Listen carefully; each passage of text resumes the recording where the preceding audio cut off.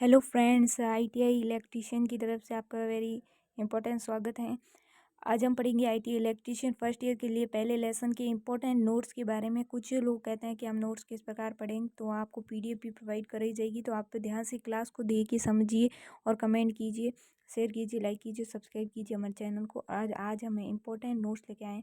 तो यहाँ पर पहले नोट्स की बात की जाए तो यहाँ पर पहले क्लास लेसन का नाम है व्यवसायिक परिचय एवं सुरक्षा साधन, किस प्रकार सुरक्षा रखी जाए, सावधानियां रखी जाए इलेक्ट्रीशियन वाले। तो पहले पहले यहाँ पर लिखा गया है, आपको पहले नोट्स का पॉइंट है कि विभिन्न विभिन्न देशों के मानक संगठन, यानी अलग अलग देशों के अलग अलग संगठन होते हैं और उसकी फुल फॉर्म जो वेरी इंपॉर्टेंट होती है फुल फॉर्म। ठीक है, हर एग्ज़ाम में आपकी जो एग्ज़ाम है ना, उसकी दृष्टि से वेरी इंपॉर्टेंट है। सीबीटी एग्ज़ाम यानी कंप्यूटर बेसिक टेस्ट के अंदर वेरी इंपॉर्टेंट होता है। तो हम पहले के बारे में पढ़ते हैं। ठीक है, तो आप उनको पेन के साथ नोट करिए, या फिर आपको टाइम नहीं हो तो अभी क्लास देख सकते हैं और बाद में पीडीएफ के द्वारा प्रोवाइड कर सकते हैं नोट्स। तो पहला है बीआईएस का full form of the BIS. BIS का फुल फॉर्म क्या है बीआईएस का? तो यहाँ पर bureau of Indian standard, ISI Bharat की तरफ से है ये आईएसआई। ठीक है, ये भारत की तरफ से है बीआईएस, ब्यूरो ऑफ इंडियन। दूसरा है बीएसआई और बीआईएस, दोनों अलग होता है। पहला फुल फॉर्म आपको बताया गया है किसका है, बीआईएस का है ये पहले वाला, और दूसरा है बीएसआई का। ठीक है, ये आप कंफ्यूजन नहीं होना। बी का मतलब है ब्रिटिश स्टैंडर्ड और आई का मतलब है संस्था, full form of the BSI यानी B10 का होता है ये। अगला पॉइंट फुल फॉर्म में आईएसओ का। आईएसओ है जो कि अंतर्राष्ट्रीय मानव संगठन के द्वारा पारित किया जाता है आईएसओ।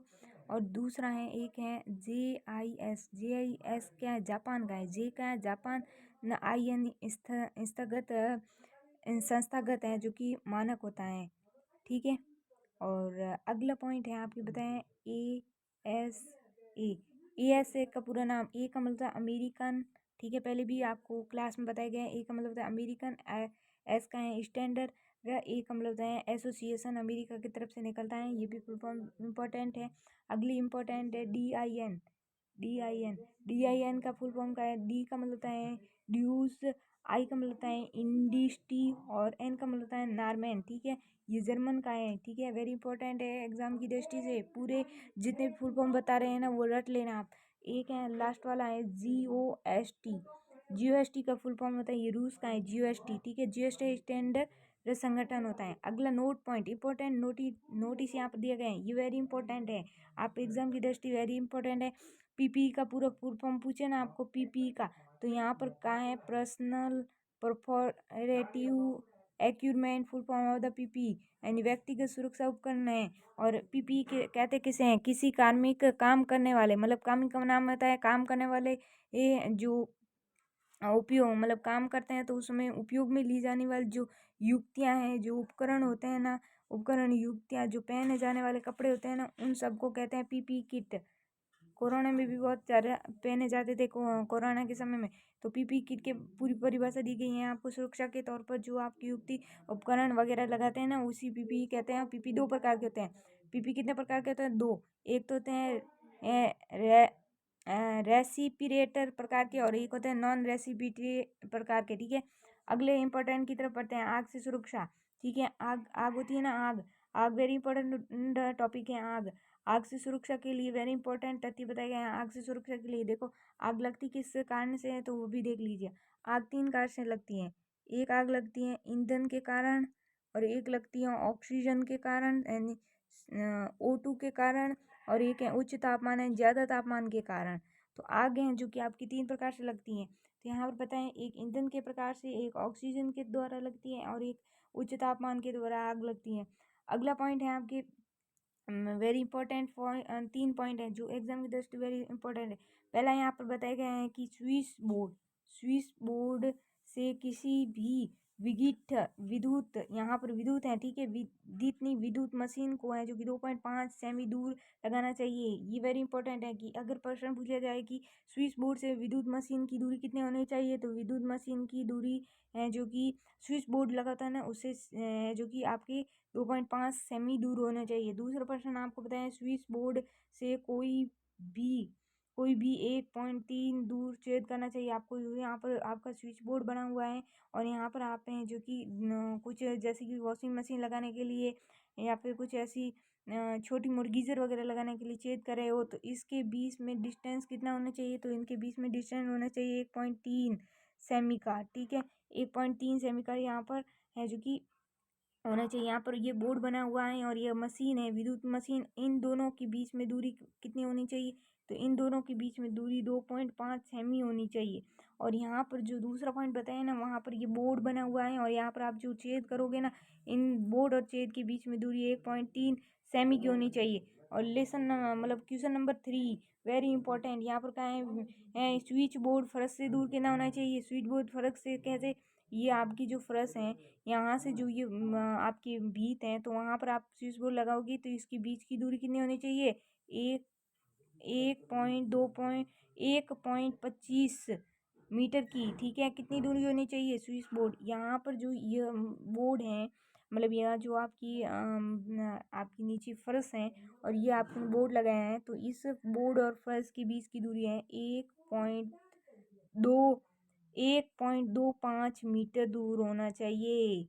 1.52 मीटर की दूरी होनी चाहिए इन दोनों के बीच में। वेरी इंपॉर्टेंट, तो ये तीनों वेरी इंपॉर्टेंट है। एक तो यहाँ पर बताया गया आपको कि मशीन से स्विच बोर्ड की दूरी है जो कि 2.5 होनी चाहिए, और स्विच बोर्ड छेद करते हैं तो वो दूरी 1.3 सेमी होनी चाहिए, और स्विच बोर्ड फर्श की जो कि दूरी ऊंचाई की बात की जाए तो 1.25 मीटर होनी चाहिए। अगला इम्पोर्टेंट पर्सन, आग के बारे में बताएं।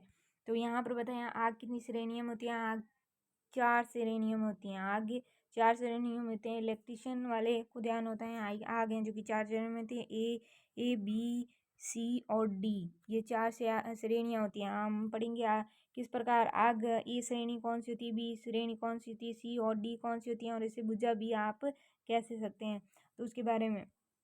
तो आग ए श्रेणी, उसके बारे में यहाँ पर बताया गया है। आग ए श्रेणी में कौन कौन सी चीज़ें आती हैं कि लकड़ी से कोई मतलब आग है, कोई लकड़ी से या फिर कागज या फिर कोई कपड़ा होता है उससे आग लगती है ना, उसे ये प्रकार की आग कहते हैं, और इसे आप आमतौर पर पानी से बुझा सकते हैं। ठीक है, दूसरी आग है बी श्रेणी आग होती है ना, वो किससे लगती है? पेट्रोल, डीजल या फिर कोई ऐसी जलीय मतलब पदार्थ वाली जो चीज़ें होती हैं ना, पदार्थ वाली चीज़ें, उनसे जो कि बी प्रकार की आग लगती हैं, और उसे बुझाने के लिए CO2 कार्बन डाइऑक्साइड का यूज़ करते हैं, या फिर फॉर्म प्रकार का जो शुष्क पाउडर होता है ना, उसका यूज़ करके आप उसे बुझा सकते हैं।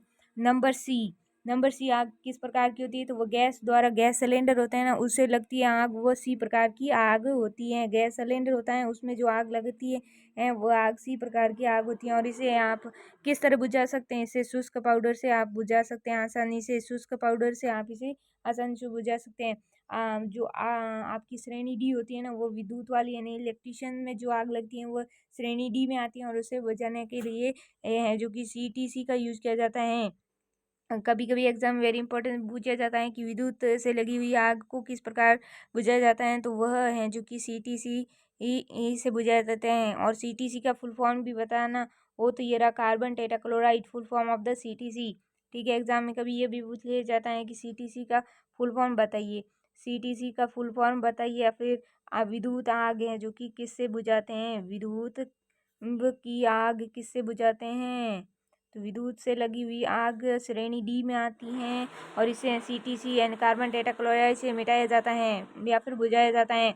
अगले पॉइंट में यहाँ पर बताया सुरक्षा चिन्ह वेरी इंपॉर्टेंट है आपके एग्जाम की दृष्टि, वेरी इंपॉर्टेंट सुरक्षा चिन्ह। कभी कभी पूछ लिया जाता है चित्र देखे कि सुरक्षा चिन्ह की पहचान कीजिए। तो सुरक्षा चिन्ह के है जो कि आपके कितने प्रकार के होते हैं? सुरक्षा चिन्ह 4 प्रकार के होते हैं। एक होता है आवश्यक चिन्ह जो कि वेरी इंपॉर्टेंट होते हैं, और दूसरे सूचना, किसी सूचना के दिए जाना होना, वो ऐसे प्रकार के भी अलग से सुरक्षा चिन्ह होते हैं। निषेधात्मक और सावधानी 4 प्रकार के सुरक्षा चिन्ह होते हैं, एक आवश्यक, सूचना और निषेधात्मक, सावधानी प्रकार के। अगला इंपॉर्टेंट क्वेश्चन यहाँ पर बताया गया, हाँ लास्ट वाला, कि अगर कोई मानो होता है ना, उस मनुष्य को अगर कितने वोल्ट का झटका लग जाएगा तो मर जाएगा। तो अगर मनुष्य को 40 MA का झटका लगे ना, उससे अधिक 40 MA से अधिक का किसी मनुष्य को झटका लग गया विद्युत से, तो उसकी मौत हो जाएगी। और इस कारण हुई मौत को क्या कहते हैं? विद्युत विद्युत आघात का नाम दिया जाता है। विद्युत आघात क्वेश्चन में भी ये भी आ सकता है एग्जाम में कि विद्युत आघात कहते किसे हैं, या फिर कितने MA का है जो कि करंट लगने पर मनुष्य की मौत हो जाती है। तो 40 MA के करंट से मनुष्य की मौत हो जाती है, और इससे से होने वाली मौत को है जो विद्युत आघात कहते हैं। तो हमारे चैनल को सब्सक्राइब कीजिए और लाइक कीजिए, शेयर कीजिए। जो सिंह RB5KK और ये वाले। Thank you so much. Very important question इसी प्रकार आते रहेंगे। ये सारे नोट्स है जो आपको क्लास के अंत में प्रोवाइड कराए जाएंगे। Thank you very much. Okay bye.